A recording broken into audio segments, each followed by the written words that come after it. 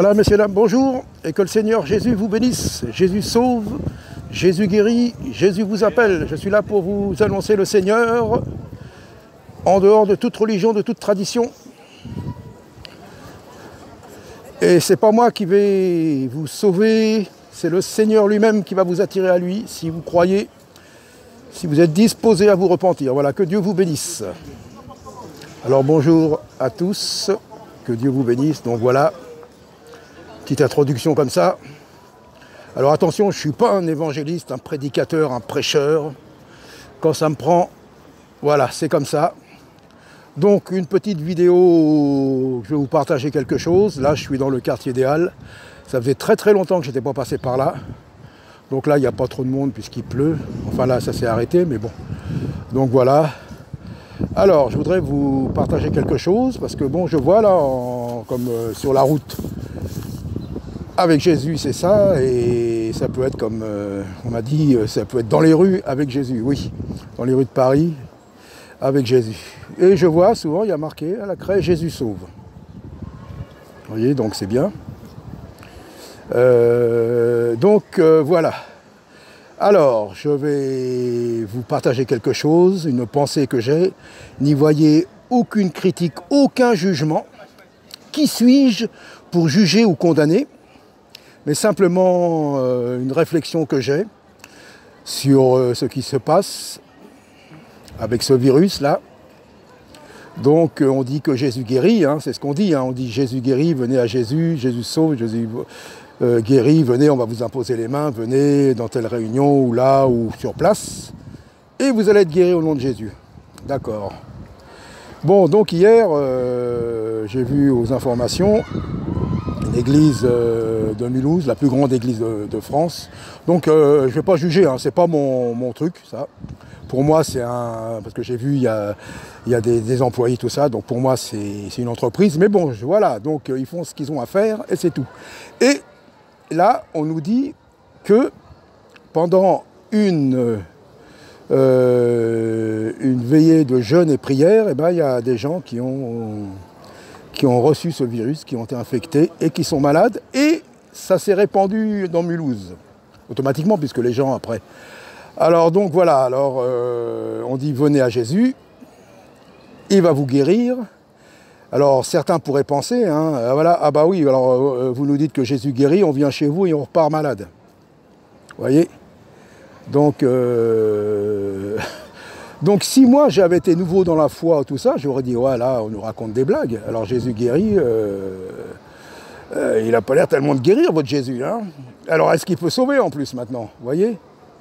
Donc voilà, donc je vous j'accuse rien, simplement un constat. Hein. Donc ça pourrait faire perdre la foi à certains, hein, de dire voilà, ou certains vont être troublés, puis vont mettre ça de côté, quoi. Bon, bah oui, on va chercher des circonstances, hein, de voyez, bon, parce que si, bah oui, voilà. Mais bon, il y a avec la Bible où Jésus guérit ou Jésus guérit pas. Alors je ne dis pas que tout le monde doit être guéri, mais c'est comme j'ai déjà dit, dans tous ceux qui disent qu'ils croient au Seigneur, il y a beaucoup de malades. Hein. Mais bon, voilà. Donc Jésus guérit, bien sûr, et voilà le problème. Donc ça a fait une super publicité. Mais bon, on a parlé de cette église, et on n'a pas parlé de Jésus, hein, donc c'est bien. Vous voyez, peut-être que Dieu permet ça, je ne sais pas. Parce que ce ne sont pas les églises qui sauvent, ni qui guérissent, ni moi. C'est Jésus. Voilà. Donc voilà. Mais c'est pas parce que là, il y a eu des malades et je sais pas, hein, j'en sais rien ce qui s'est passé, je sais pas pourquoi, mais bon, ça me pose, j'ai des interrogations, surtout en jeûne et prière. Ça pourrait ébranler la foi de beaucoup. Alors ils vont dire, bon, bah ça sert à rien de jeûner et prier, puisque voilà, il y en a qui sont venus avec des virus, ils nous les ont transmis, pas tout le monde, hein. Tout le monde n'a pas été, mais bon, voilà, donc certains pourraient être troublés dans leur foi, et certains pourraient dire, bah c'est de la blague tout ça, on nous a raconté des blagues. C'est pour ça que je voudrais rebondir là-dessus. Notre foi ne dépend pas d'une église, d'un homme, d'un prédicateur, qui que ce soit. Notre foi dépend de la parole de Dieu, de Jésus, de Dieu, fondée sur ce roc. Parce qu'il y aura toujours des failles dans l'homme, dans les églises, dans tout ce que l'homme a rajouté, a créé. Mais en Jésus, il n'y a aucune faille. Les seules failles qu'il y a eu, c'est ses meurtrissures à la croix. Et il a accepté, lui qui était tellement puissant, tellement merveilleux, tellement glorieux, tellement fort, il a accepté de se dépouiller de toute richesse, de toute gloire et de toute puissance. Il s'est fait faible et pauvre pour nous. Donc voilà, donc moi je dis, non, je ne vais pas me laisser troubler. Alors attention, il y en a certains, quand ils s'imaginent que j'ai de la foi, j'ai pas plus de foi que vous qui m'écoutez, peut-être vous avez plus de foi que moi.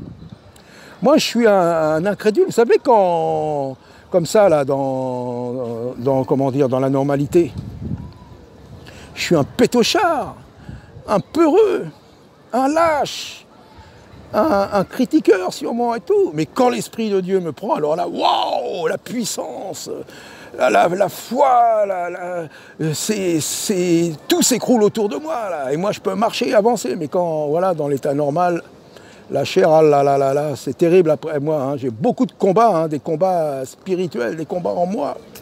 Alors ne vous fiez pas à moi, moi je vous partage la foi sur Jésus-Christ que j'essaye de vivre, et je vous dis bien, moi si j'avais entendu ça, là, ce qui se passe, si j'avais pas eu mon expérience personnelle, peut-être que j'aurais été troublé, j'aurais dit, bon, bah, ça sert à rien tout ça, hein, voilà, ils nous racontent des blagues, hein.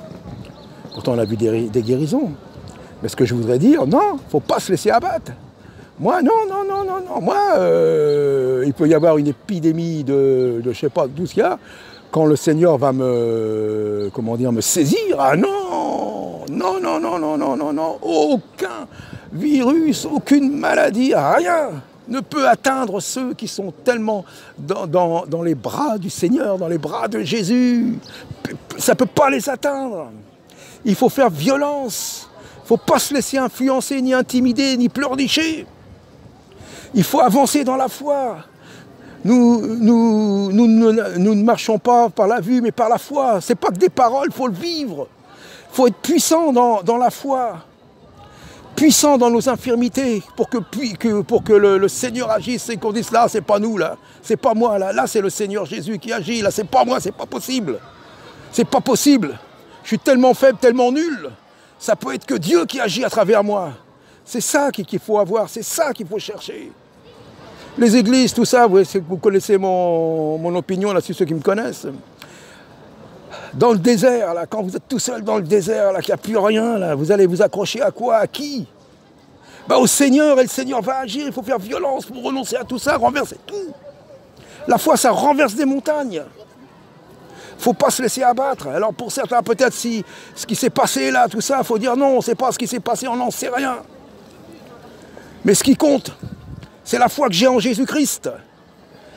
Je renonce à toutes ces choses-là. Vous savez, quand je lisais beaucoup de livres, bon, il y avait un Finet, il me semble, c'était Charles Finet, je ne suis pas sûr. Finet, bon, attention, hein, je ne parle pas de sa doctrine. Après, il a bien commencé. Après, il a créé des collèges de foi, des écoles. Puis il avait une certaine doctrine qui contredisait d'autres. Donc voilà. Donc moi, je ne parle pas de doctrine. Hein. Donc lui, il était dans un village et il y avait une église. Et dans ce village, il passait pour vraiment un incrédule. Et même dans l'église, les gens disaient, il ne faut pas le fréquenter parce qu'il va vous éloigner de Dieu. Vous voyez, des fois, il venait, mais il ne croyait pas. Il ne voyait rien, il ne croyait pas. Il passait vraiment pour le pire des païens. Un jour, ils lui ont dit, si tu veux, on va prier pour toi. Lui, qu'est-ce qu'il a répondu? Ah non, pas du tout. Parce que je vois que vous n'arrêtez pas de prier et vos prières ne sont pas exaucées. Vous voyez? Il a été franc, honnête, c'est ça qu'il faut faire. Et il a été touché par le Seigneur tout seul dans la forêt. Dans la forêt, il a été saisi, il s'est mis à pleurer devant Dieu. Dieu lui a montré toute sa nature pécheresse. Vous voyez? Après les doctrines, j'en parle pas moi. Après les doctrines de Finet, ça, je ne suis pas là pour glorifier l'homme, pas du tout, mais c'est un petit exemple que je vous donne. Donc voilà. Vous voyez? Et donc c'est pas parce qu'il y en a qui n'ont pas de foi, c'est pas parce que dans des églises ça va de travers, dans d'autres, voilà, alors donc certains vont dire ah ouais, bah, les païens vont dire ah bah ouais, alors voilà, si on vient pour être guéri, on sort malade, c'est pas la peine, votre Jésus, il sauve pas, il guérit pas, il fait rien, vous nous avez raconté des blagues. Mais moi je vous dis que Jésus guérit, Jésus sauve encore, vous voyez. Jésus guérit, Jésus sauve encore, et il ne faut pas s'occuper de ce que le monde nous montre, ni s'occuper de ceux qui n'ont pas de foi. Il faut prier pour eux, il faut essayer de les exhorter, mais ne pas se laisser entraîner en bas. Il faut se laisser attirer en haut par le Seigneur. C'est ça qui compte, c'est ça qu'il faut.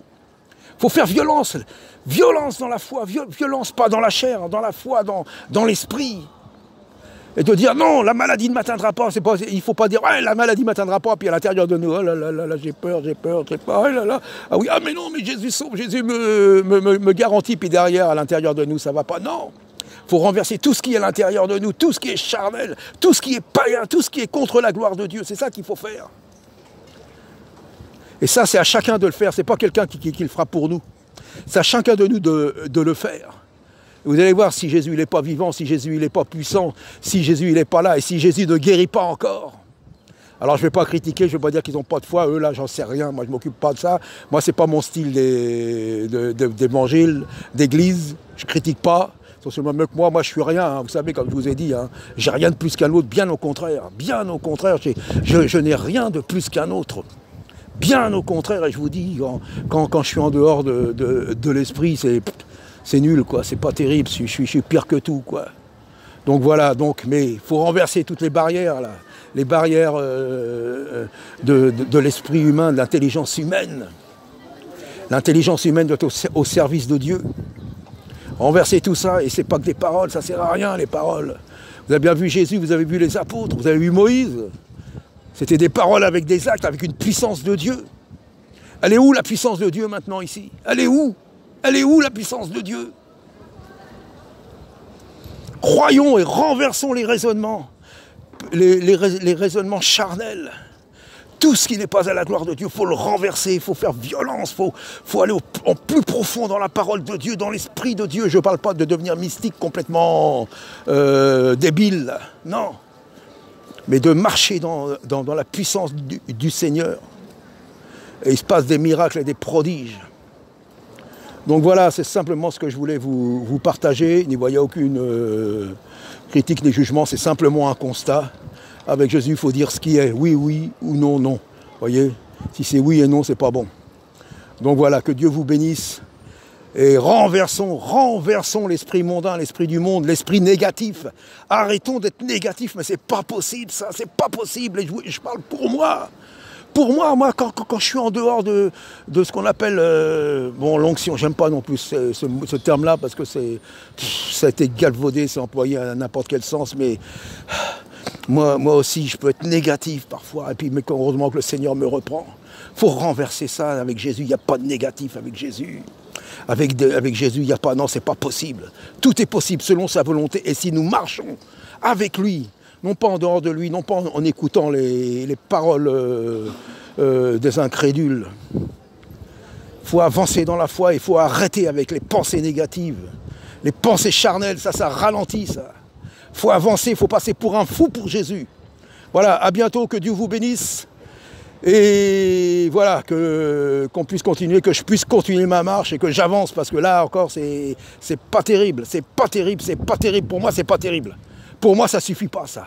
Ah, je veux pas de gloire, hein, je veux pas passer pour un serviteur de Dieu ou quoi que ce soit. Non, je suis rien du tout, je vous l'ai déjà dit, je suis rien. Mais je veux aller de l'avant, je veux avancer, je veux aller en profondeur, je veux renverser tout. Pas moi-même, mais le Seigneur à travers moi et à travers tous ceux qui le veulent.